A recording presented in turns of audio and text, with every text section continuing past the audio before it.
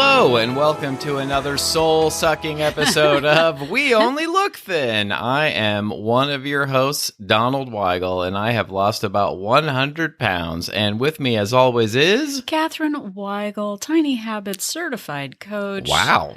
All-around great gal. Oh, yeah. And Girl Friday. I would certify that you're an all-around great gal, too. Yeah, so I think you're certified in two things. Thanks. I've lost about 145 pounds. Yeah. And I am half of the crime-fighting duo that is We Only Look Thin. Yes, we fight the crime that is the all-or-nothing attitude in society.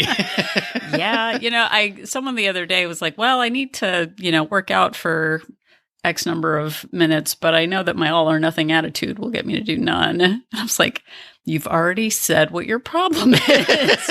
But I do that too. Yeah. The real problem is us. Yeah, no, I think, half the battle is recognizing when you're doing it. The other half is not doing it. Yeah. No, there's a lot of that going around. And speaking of things that are going around, we're going to get spooky. It's a few months away from Halloween. Usually we like to talk about the macabre. Yes, we're going to talk about whampirs.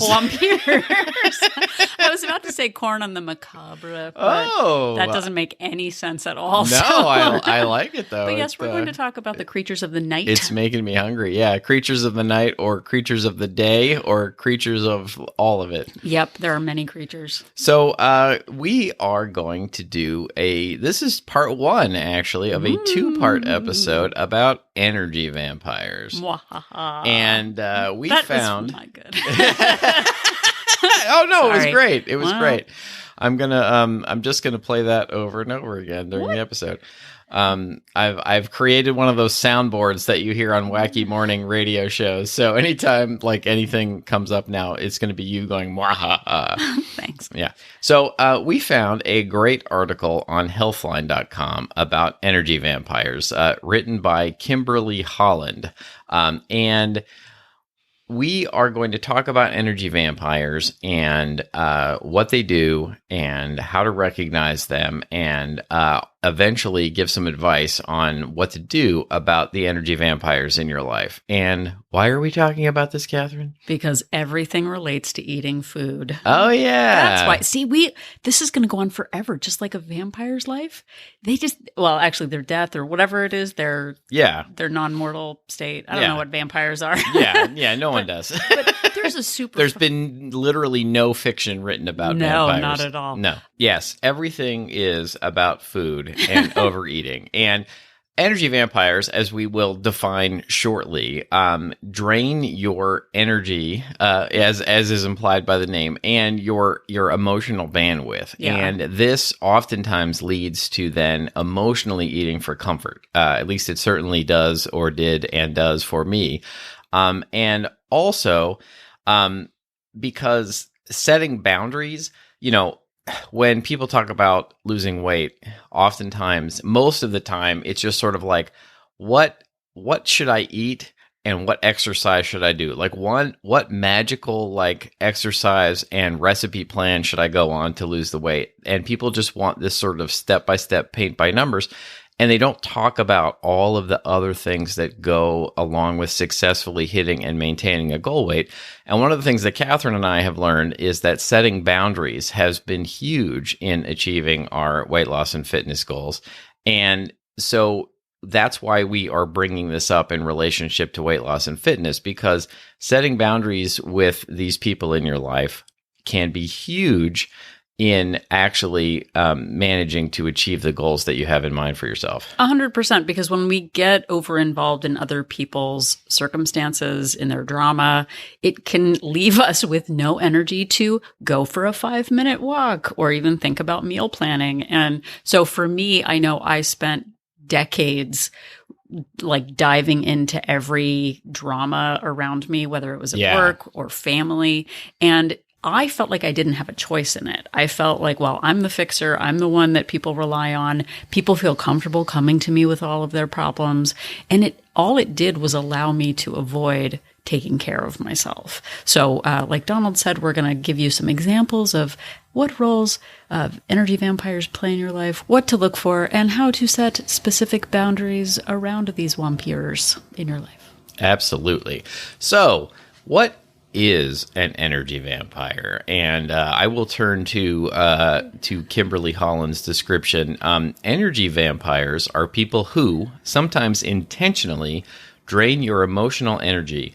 They feed on your willingness to listen and care for them, leaving you exhausted and overwhelmed. Oh my gosh. When I saw this article, there's people started popping into my head, some family members and some work colleagues that just go out of their way to feed on my life source. Yeah, for sure. And, in case you're not aware, there's a show on FX all about vampires called What We Do in the Shadows. It is laden with curse words for those of you who might not enjoy curse words, but for those of you who do enjoy curse words, it is laden with curse words.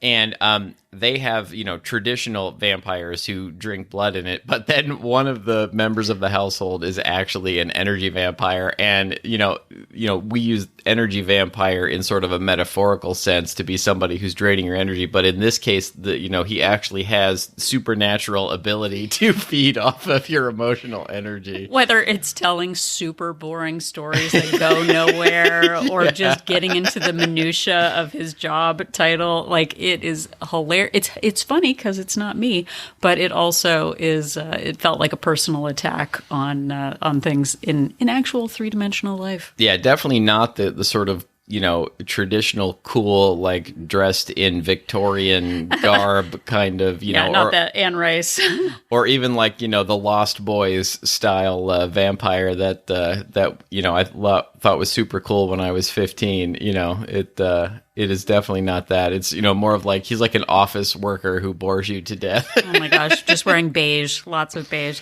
But the article goes on to say, it almost reads like one of those like super 1950s, like you could have one living right next door to you and not even know. Right, exactly. They could be your spouse or your best friend. They can be your cubicle mate or your neighbor.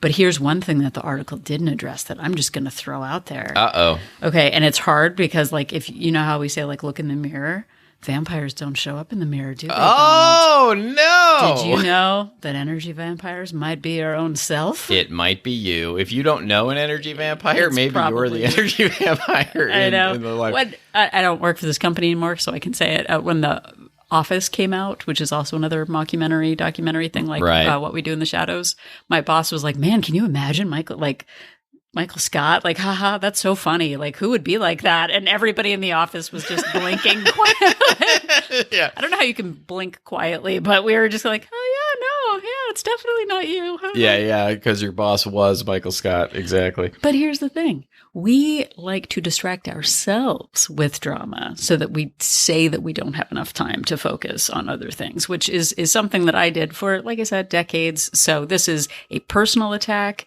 It is also an opportunity to look at the vampires in your life. I'm just wondering, it says here that they can be your spouse or your best friend. What if your spouse is your best friend? Aw, hearts. We're actually almost at our 24th anniversary. Yeah, it's true. 24 years. I'm just going to start saying hearts.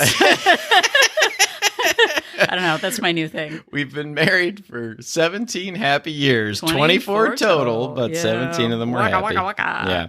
So, one of the things that we've sort of already mentioned but learning to identify and respond to the toxic behavior of energy vampires in your life is a way to protect yourself.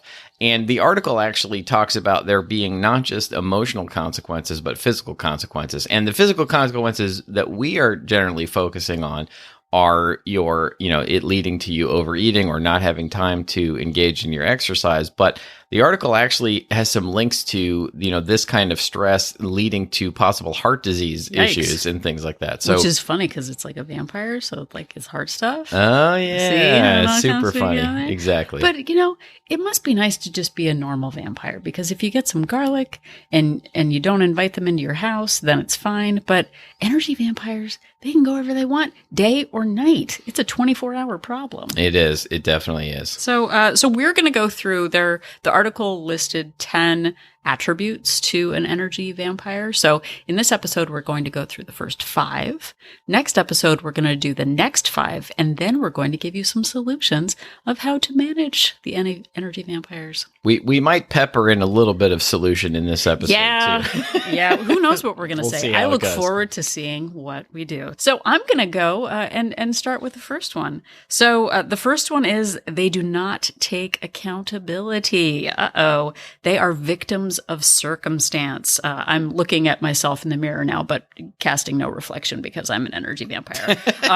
They're often very charismatic. Yes, I am. Yes, you are. So they may slink out of trouble when problems arise because of this charm. They're very sympathetic. They are attractive creatures. I make them sound like they have fangs, but they don't. They're usually just wearing normal clothes. Exactly. They're crafty and may pin problems on someone else in almost every situation.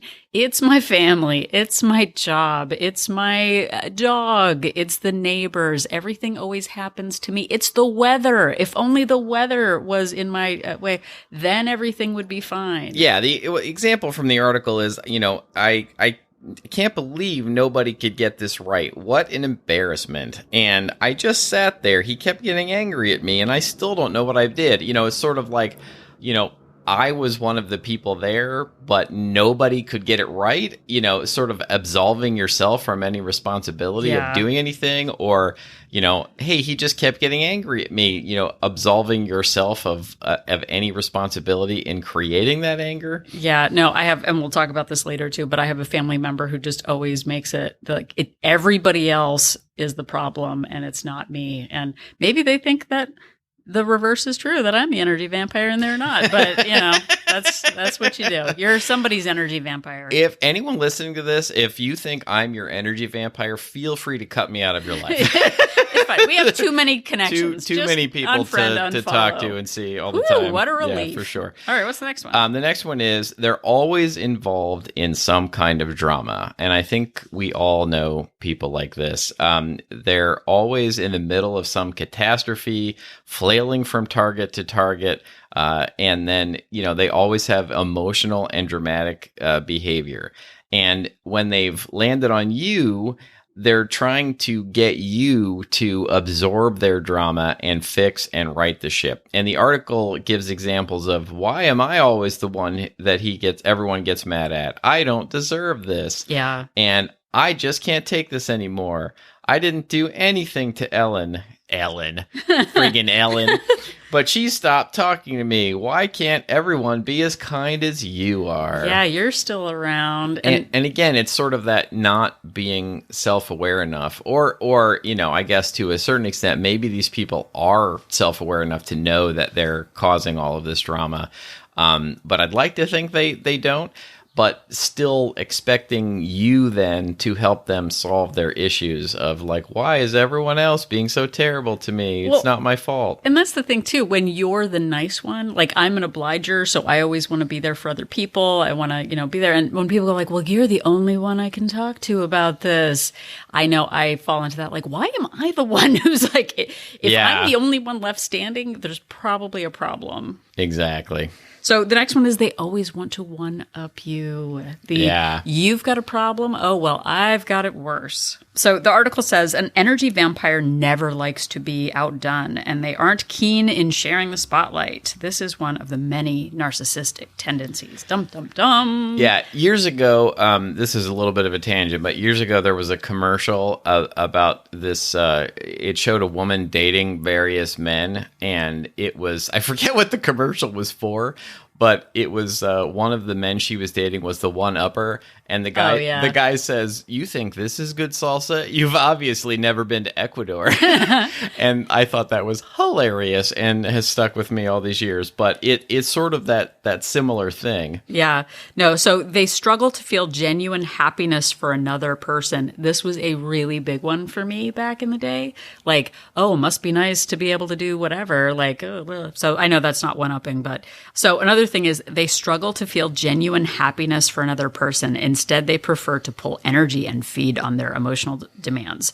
So the examples they give, wow, that's really good news. I actually applied for a new job today and I need some help with my own resume. Do you mind looking it over? So instead of letting someone have their moment, you're re-channeling them to focus on you instead of them. Yeah. And the other one, which I actually feel like I run into all the time, is people saying, I'm so proud of you. Only 3 more certificates for you to catch up with me. Yeah. Like, they can't just let you be happy with your achievement. They have to point out that they, did something better than you, or have done it more times than you, or have, you still have a ways to go to be as good at them at it. Yeah, exactly.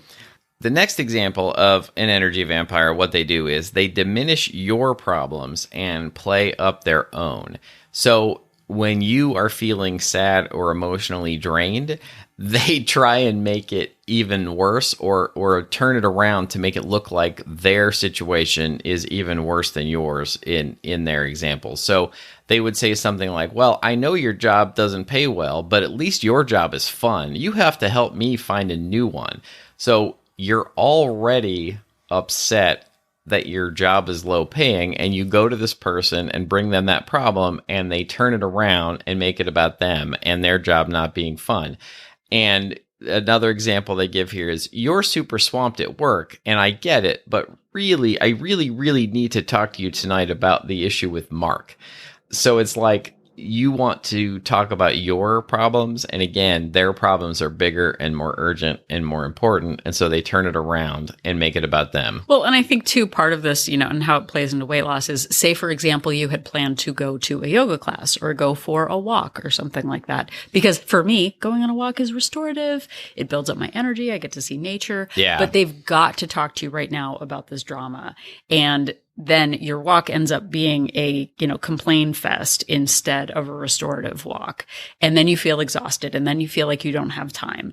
And so many people insert themselves in your life. And this is something that you play into too. And we'll talk about the solutions later, is that it's a pattern of behavior. You're always the one answering the phone. You're always the one who's available to gab or to, hear about the problem. And a lot of times it's done on purpose. Like I had a colleague who would complain about her boyfriend for years, literally years, and never actually wanted a solution. But I kept coming to it every time, like, well, have you tried this? Have you done that? Have you done that? Yeah. And she never actually wanted to fix it. But here I was putting in this energy of like, okay, we're gonna figure this out. But all it did was distract me, 1, from my work, 2, from my own, goals and potential achievements. And it made me want to eat about it because it would just be so frustrating. Yeah. I mean, in fairness, almost everything made me want to eat about it. But being in these types of relationships with other people,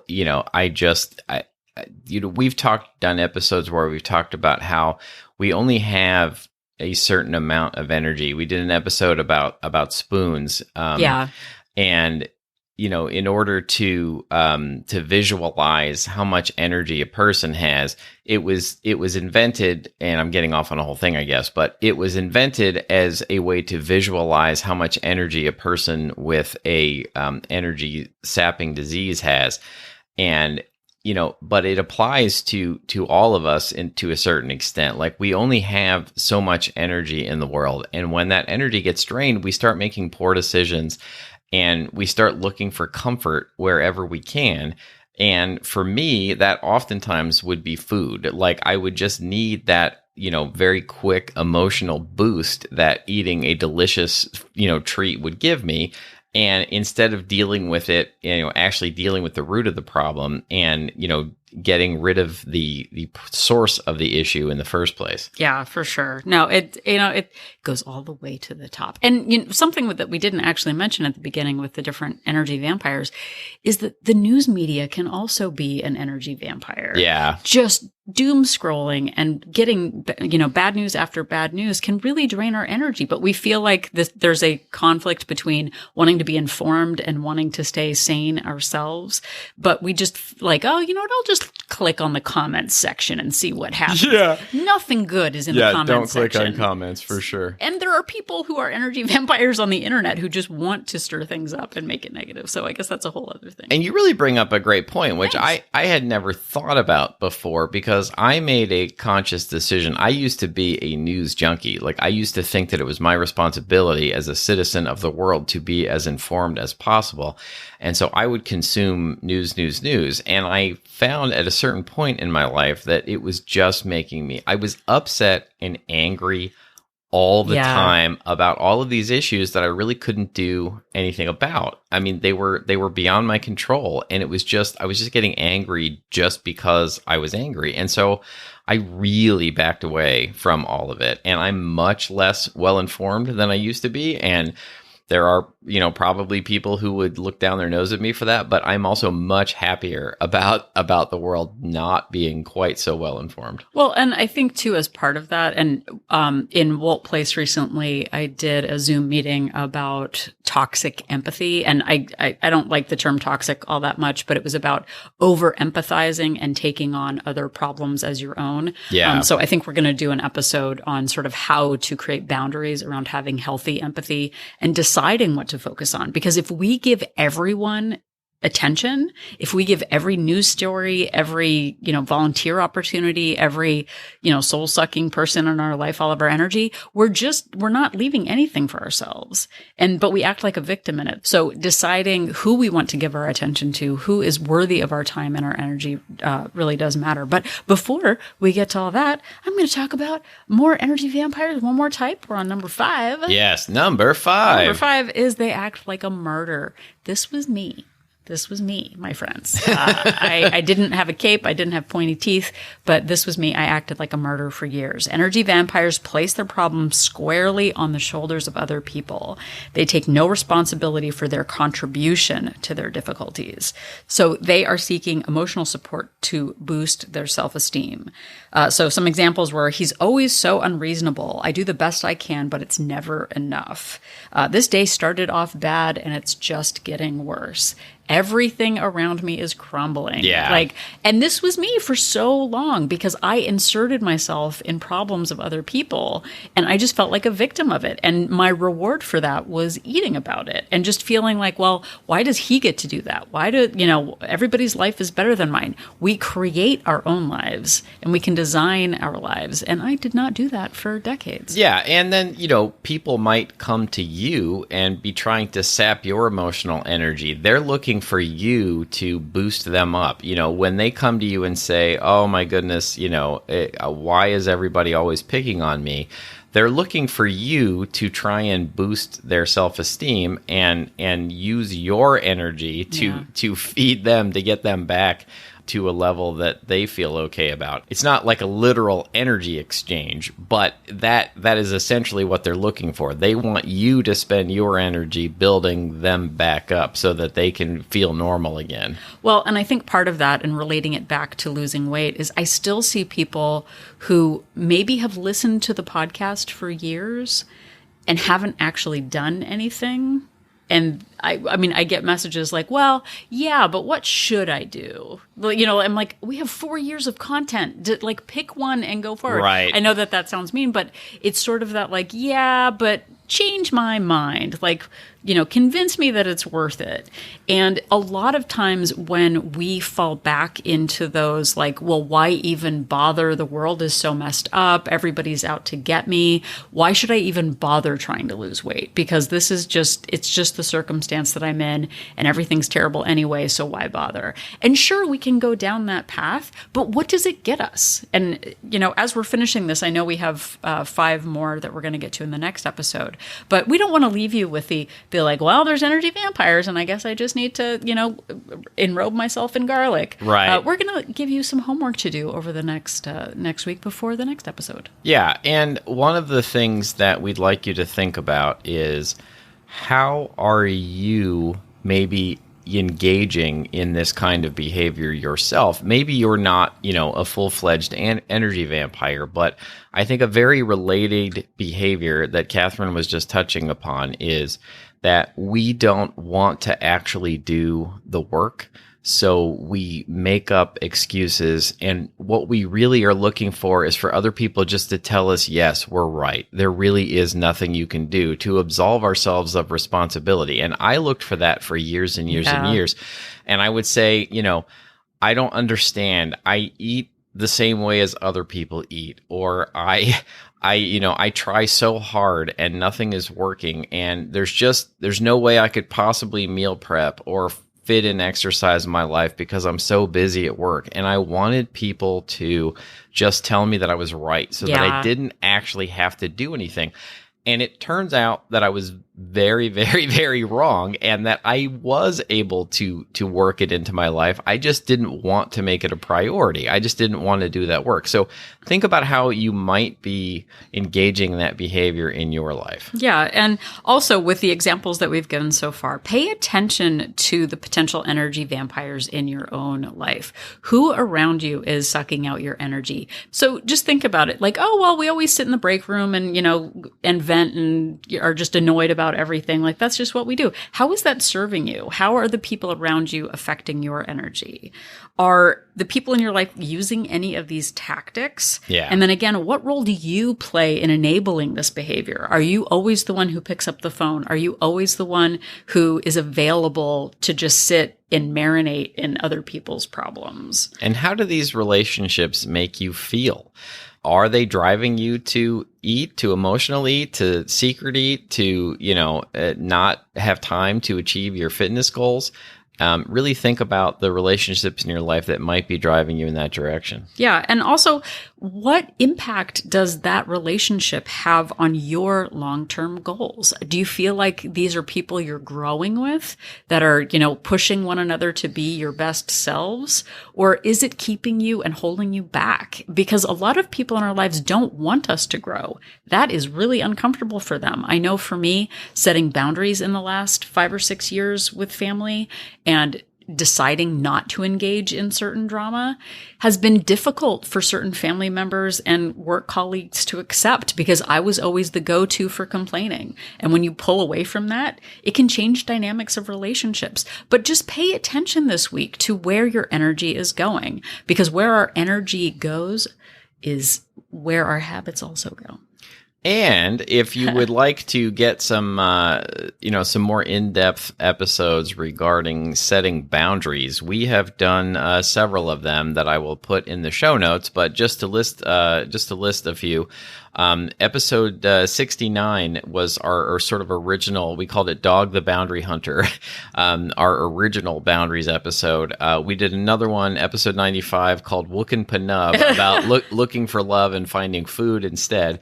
And then we did a series, a 3-part deep dive into setting boundaries in your life and how it relates to weight loss and fitness. Episodes 188, 189, and 190. Say Yes to the Stress, Dr. No, KNOW, and Leaps and Boundaries are those 3 episodes. And I will link to all of those in the show notes. So now, if you miss us, if you're all caught up in episodes, you can go back and listen to those 5. There's a lot about boundaries, and there's apparently more to say. There definitely is. And again, I said this at the beginning of the episode, but this is one of those things. I think that, we focus as a society on doing the right exercises and eating the right foods.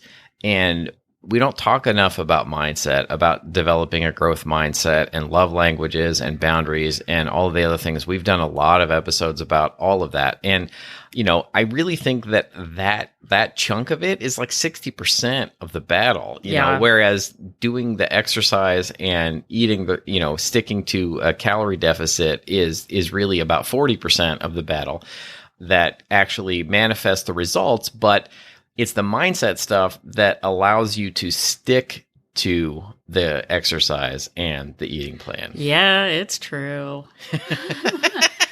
Don't sound so disappointed. No, it's annoying when you realize like, oh, I've got accountability and all this, and I can actually have agency in my own life, I guess. Yes, exactly. Well, and if you would like more agency in your life, you can listen to more episodes of this show. Thank you so much for listening to this one. We appreciate each and every one of you. We genuinely do. And all of our episodes are available wherever you found this one, and also on our website anytime at WeOwnIt.com. weonlylookthin.com. Yep, and if you are at weonlylookthin.com, you can click on the link for Join Our Support Group and find out more about WOLT Place, We Only Look Thin Place. It is a Facebook-based accountability group for women where we have accountability, like I just said, which is one of the things energy vampires hate. It's even scarier than vampires. The scariest thing is accountability. It is. But we have an amazing support group. It is not a weight loss plan, but it is a place for support and fellowship and people doing all their own plans. We've got people on Noom, Weight Watchers, calorie tracking, intermittent fasting, but it's a place for support. And we do weekly Zoom meetings. We've got a newsletter, and it's just a place I'm really proud of. So we have 2 subscription options, a monthly option with a 3-day complimentary trial and a 3-month subscription with a 7-day complimentary trial to see if WOLT Place is right for you. Absolutely. And if you'd like to interact with us in other ways, you can find us on social media at We Only Look Thin on Instagram, Facebook, and Twitter. Or you can send us an email. Let us know your thoughts. If you have some ideas on how to deal with energy vampires, we'd like to hear about that. If you have other episode ideas, if you have questions that you feel like we haven't answered in our 200-plus episodes, we would love to hear those. Give us an email to weonlylookthin@gmail.com. Yep, and if you have an extra minute and can head over to Apple Podcast, leave us a rating and a review. Not only does it make us feel good, we're responsible for our own feelings, but it make us feel even better, but it also helps others find our podcast with algorithms and science and zeros and ones. I don't know how it all works, but people find us on Apple Podcast. Yes, they do. And if you would do us another favor and just tell people about the show, we would appreciate it. Word of mouth is one of the best ways in which the show grows. If you think there's somebody in your life who might benefit from our podcast, let them know about it. So if you're still convinced that wearing a garlic necklace is the only way to keep away energy vampires, just remember that Delicious. Donald and I are an inspiration.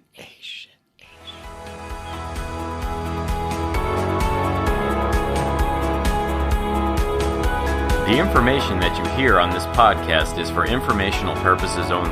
The hosts are not medical professionals. You should always consult with your doctor, nurse, or other certified health professional before beginning any diet or fitness program.